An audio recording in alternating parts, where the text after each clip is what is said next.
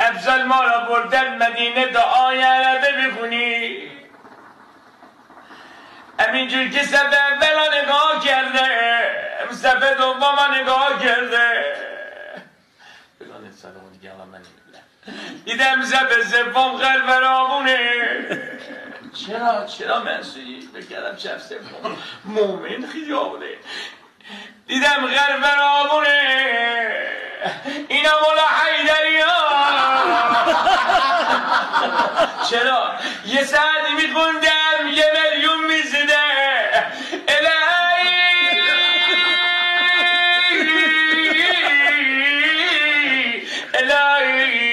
انی سلم لمن سالمکم و حرب لمن حاربکم و بنی لمن باراکم و اسأل الله الذی بحقکم و بالشأن الذی لکم عند الله. خدا لعنتتون کنه من اسمانیا. چرا انقدر دروغ میگی؟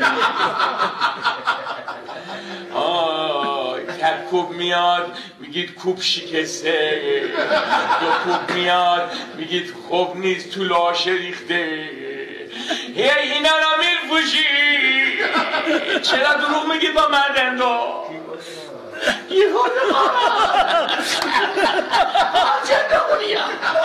بیاید باید بخوریم. بارا کی مخوای انقدر جمع میکنی؟ افهمی افتی همینجور با این قلیون تو چونتون میکنی.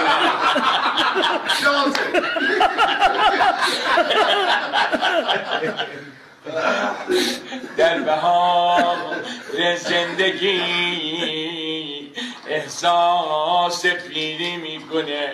های های های یه کشت اینمون اینجا نشسته کامسرا داره. چرا نمک به این گوسفندا میدی؟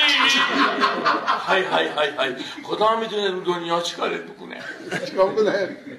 با پشکلاش تو چونت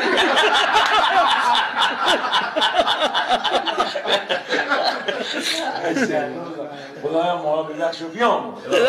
خدا نکنه، خدا خواهر را بگاه. خدا برنده یکی کمه دن نه یا مرسی نخون از این دنیا نبه. آره فقط بیامرده اون دنیا مشه بنی حجیز